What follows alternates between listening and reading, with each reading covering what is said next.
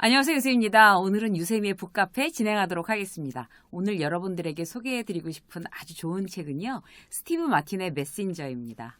앞에 보이는 이 책인데요. 사실 유세미 북카페에 소개해달라고 요청 오는 책들이 굉장히 많아요. 그런데 이제 그 중에서 저희 채널에 굉장히 결이 잘 맞는 그런 이제 좋은 책들만 이제 선정해서 여러분들한테 소개해 드리려고 노력하고 있어요. 근데 그 중에서도 이 메신저라는 책은 정말 요즘 보기 드물게 진짜 좋은 책이 신간으로 나왔구나. 이렇게 정말 이제 감탄스러운 책이라서 여러분들과 함께 나누려고 오늘 시간을 마련했습니다. 정말 가볍지도 않고 참 유익한 책이라서 우리가 이제 요즘 이런 환경에서 우리가 살아나가면서 정말 지혜를 얻기 위해서 꼭 옆에 이제 다 끼고 있어야 되는 그런 내용이라서 여러분들과 함께 나눌게요. 이 책 내용을 이제 전반적으로 잠깐 이제 설명을 드리면요. 이제 우리는 이제 하루에도 굉장히 많은 어떤 이제 판단을 하면서 생각하고 결정하고 판단하고 어떤 그런 과정을 거치잖아요. 그리고 그거를 내가 굉장히 이성적으로 판단한다라고 우리가 스스로 알고 있죠. 우리가 뭐 내가 판단하는 거를 이건 잘못된 판단인데 그냥 내가 막 하고 있어. 이렇게 생각하면서 살진 않잖아요. 그렇게 이성적으로 나는 판단하고 있어라고 생각하는데 그리고 이제 또 예를 들어서 이제 이런 것도 있어요. 나는 이성적으로 판단하지만 다른 사람들 같은 경우는 뭐 친하다고 해서 아니면 뭐 그게 메이저급 매체라고 해서 그냥 무조건 믿고 영향받고 이러는 것 같아. 난 근데 그렇지는 않아. 나는 굉장히 이성적이야. 이렇게 저부터도 이제 그렇게 생각을 하는데 이 책을 보면요.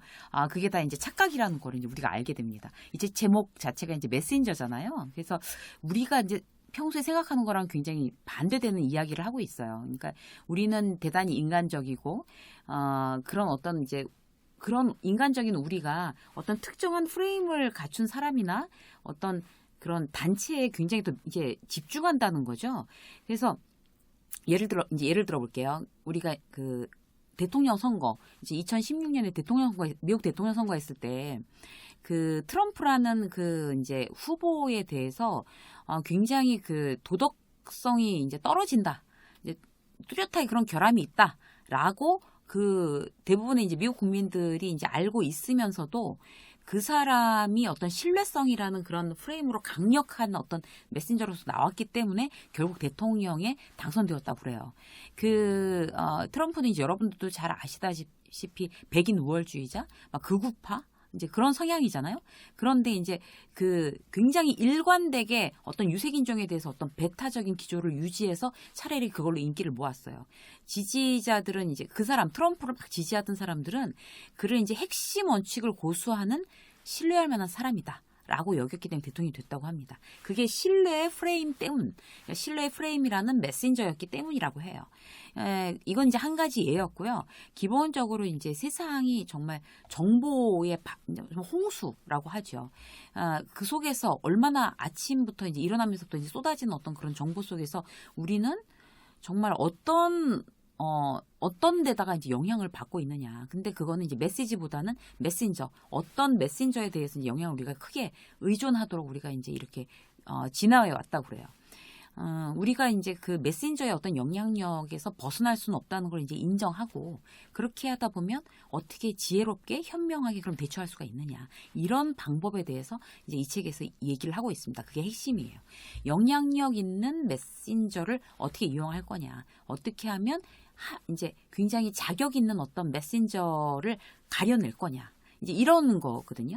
그래서 이 책에 나와 있는 어떤 그런 메신저의 프레임을 이제 8가지로 나눴는데요.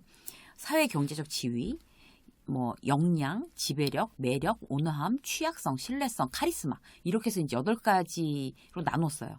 그래서 이제 이 책 전반적으로 그런 8가지를 기준으로 누구한테 우리가 귀를 기울여도 되는 건지 그 결정 요인들에 대해서 이제 설명하고 있어요. 우리가 제대로 훌륭한 그야말로 제대로 된 어떤 메신저를 가려내고 판단하기 위해서 우리한테 이제 지혜를 주는 그런 책이라고 할 수가 있어요. 사실 이제 이렇게 말씀드리면 잘 이렇게 딱 와닿지 않으시는 분들도 계실 텐데 어떤 메신저의 실제적인 어떤 영향력이나 어떤 현실을 잠깐 한번 예를 들어 볼게요.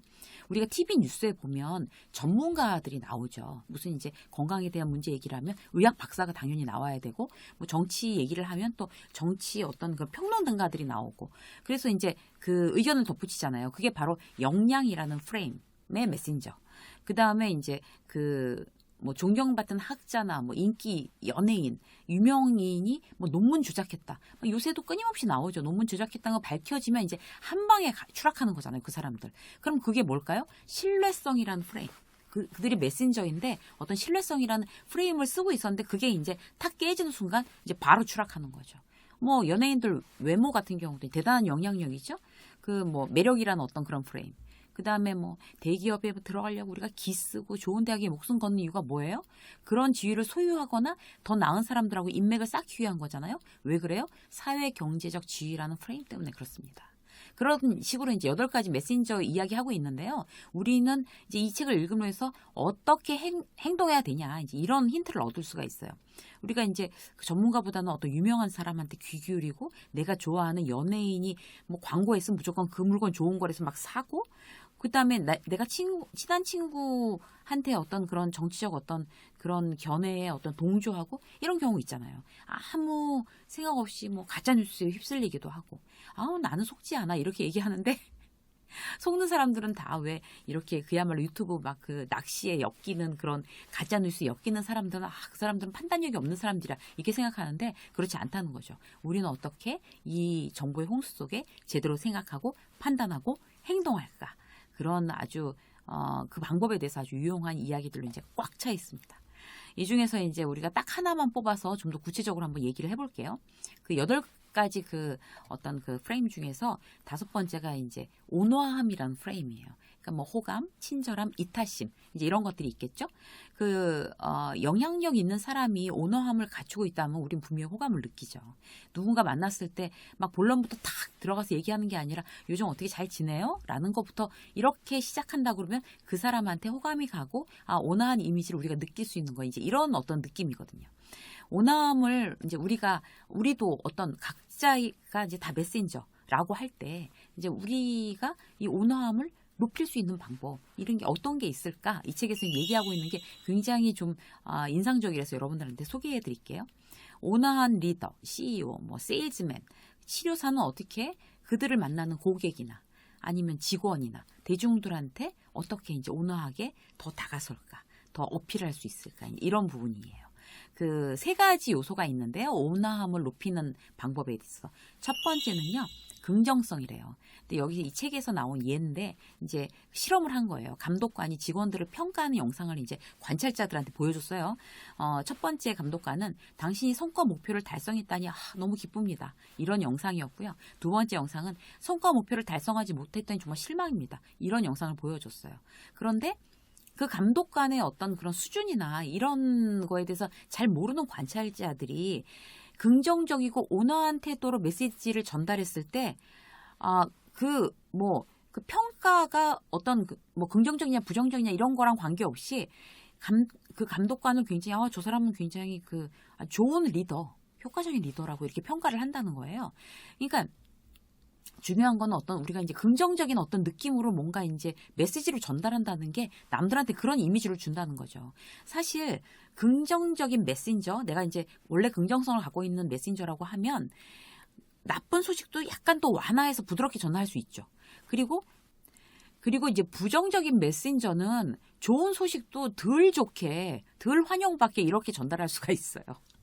그래서 우리는 과연 어떤 이제 메신저인가? 이런 걸 한번 이제 생각해 보는 것도 괜찮을 것 같아요.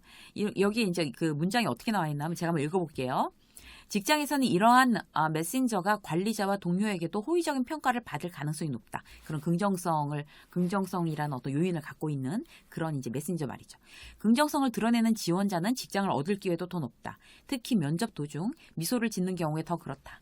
긍정적인 태도를 늘 유지하는 직원은 동료로부터 더 높은 수준의 협력을 받고 성공과 승진을 이루며 궁극적으로 수입이 높아진다. 긍정성은 대단히 어떤 온화함이라는 어떤 그런 메신저한테 대단히 이제 첫 번째 되는 그런 요소가 되겠습니다. 영향을 크게 미치는요. 2번째 요소는 뭔가 하면요. 사회적 보상이래요.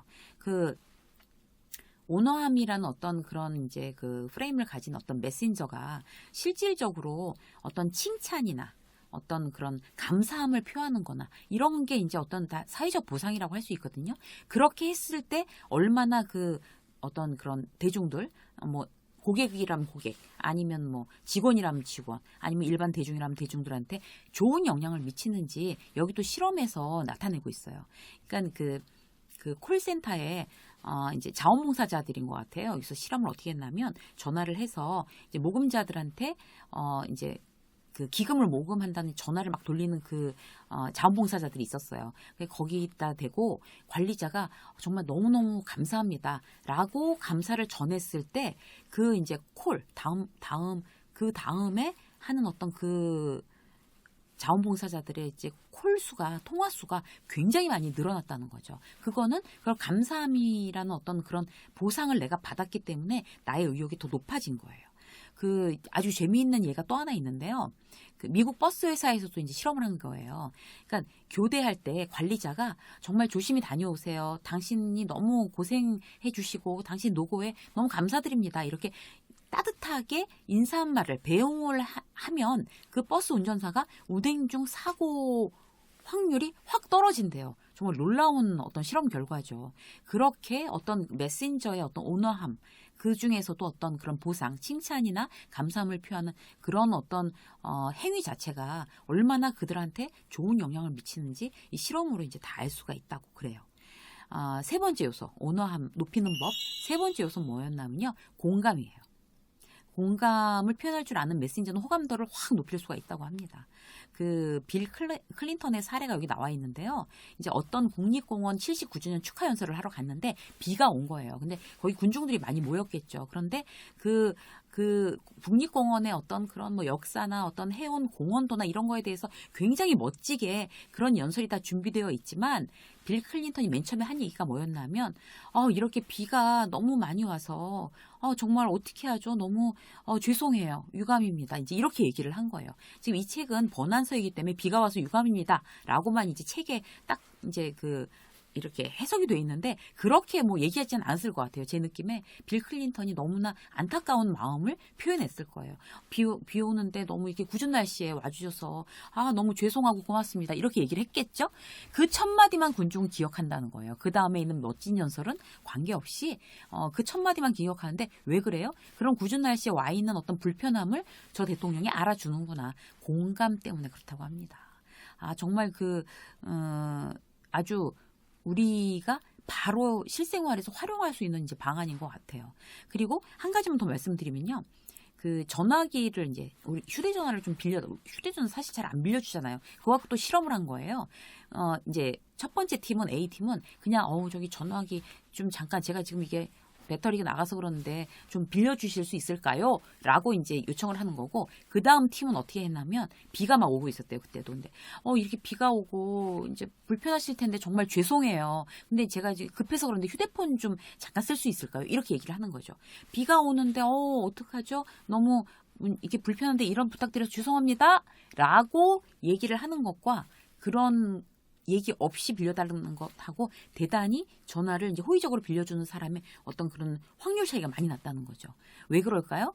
기본적으로 내가 당신의 지금 불편함, 이런 상황에 대해서 공감하고 있어요. 라는 어떤 표현 자체가 그렇게 사람의 마음을 움직인다는 거예요. 그냥 참, 아주 인상적인 그런 얘기였던 것 같아요. 그리고 이제 여기 보면 여기 이제 내용이 이렇게 나와요. 자신의 통제 밖에 있더라도 뭔가 불쾌한 것에 대해 사과한 메신저는 공감력 있는 사람으로 인식된다. 그로 인해 더 따뜻한 사람처럼 보이고 그 결과 사람들은 이 메신저의 말에 대해 한결 수용적인 태도를 취하게 되는 것이다.